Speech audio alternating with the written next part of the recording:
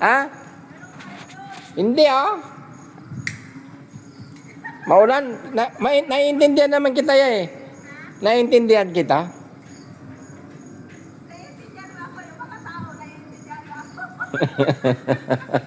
Hindi, maintindihan nila bandang panahon, bandang tawag dito.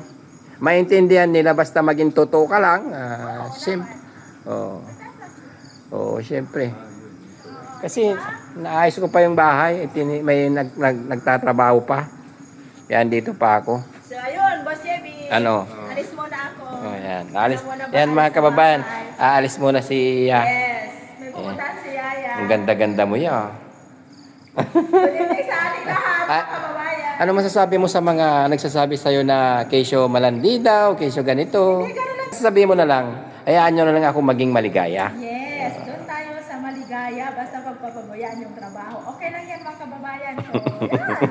Thank you sa Tama, gaya ng sabi niya, okay lang daw na umalis. Yes. Pero mas maganda rin, nagsasabi ka rin kay Daddy Frankie. Yes. Kasi Okay. basta ginagampanan ni Yaya yung trabaho niya, hindi rin naman kasi namin pwedeng ganito, ganyan. Malaki na si Yaya. Pero hindi naman sa yung may edad na. Alam niya na yung ginagawa niya. Hayaan natin siya kung saan siya masaya and kung saan siya maligaya. Yan si Yaya.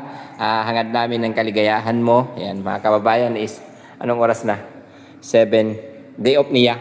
Yes, thank you mga kababayan. So, thank you so much sa inyong lahat. Yan, sige. Yes, 3.6 million. Thank you.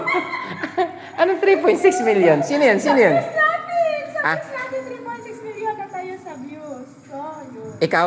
Yes. 3.6 million na. Yes. Tukala ko followers eh. Hindi. 102 followers na tayo. So, thank you so much. Bye-bye. Good night, everyone. Ang lamig ng panahon niya, ang sarap.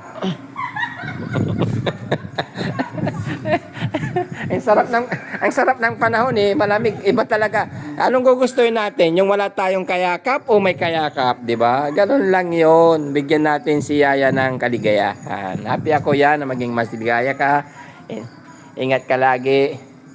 Yan. Para yan mga kababayan, si Yaya again is may pupuntahan siya. Sulitin mo na yan kasi pag dumating si Daddy Frankie, isang buwan na wala si Daddy Frankie, isang buwan ding happy si Yaya. Hindi naman kahit nandito naman si Daddy Frankie, ay hindi naman niya Medyo ba si Daddy Frankie, sir? Oo, hindi pinagbabawalan. At ako, hindi ko rin pwedeng pagbawalan siyempre. Kasi siyempre, basta gampanan niya yung trabaho niya.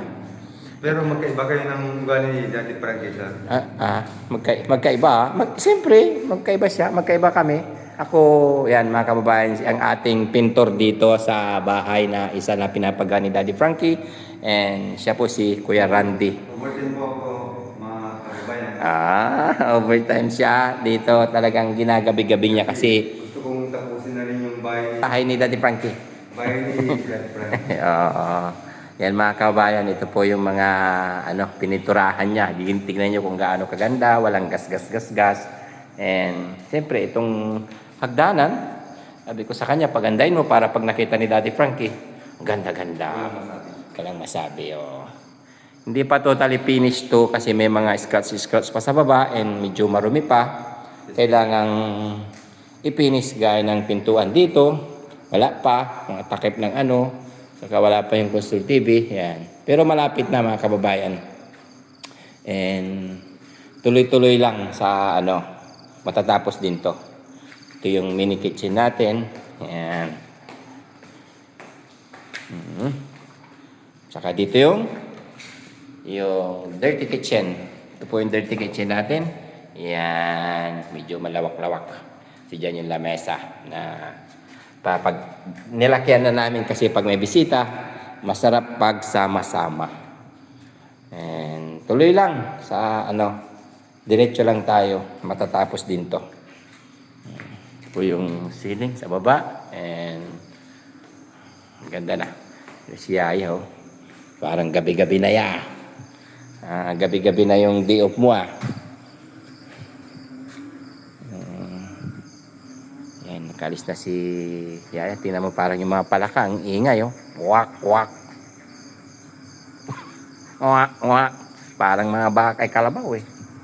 Mga palaka. Medyo tumira din ng konti ulan. Pero hindi pa rin natutuyo. Tas ulan na naman. Maya-maya, ulan. Yan. Mag-isa na naman si Boss JB sa gabi. Mag-isa na naman si Boss JB. Si Yaya lang, Yaya talaga. Yan. At least, ang tawag dito, nagagawa ni Yaya. Yan. Wala namang gaanong gawain kasi dito sa bahay kasi wala sila Daddy Frankie. Yan.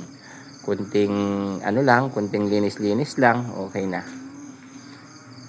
O yun, mga kababayan, maraming salamat sa inyong walang sawang pagsuporta sa Team Daddy Frankie. Yan. Thank you so much, lalong-lalo na sa mga tumutulong sa mga sponsor ni Daddy Frankie na nandyan lagi. Yan. Na laging nakasuporta. At sa ating mga followers, syempre ang mga senior citizen, na nandyan lagi, na nanonood sa mga videos ni Daddy Frankie. Yan. Support nyo rin si Boss JB Vlogs, mga kababayan, ang bunsong kapatid ni Daddy Frankie. Yan. Ako po ngayon ay hindi nakasama sa kanilang mission dahil ako po yung bantay dito sa mga pinapagawa niya dito sa bahay. And yun, maraming salamat ulit. Di ko na po habaan ang aking video. Basta ingat po tayong lahat and I love you all from Boss JB Vlogs.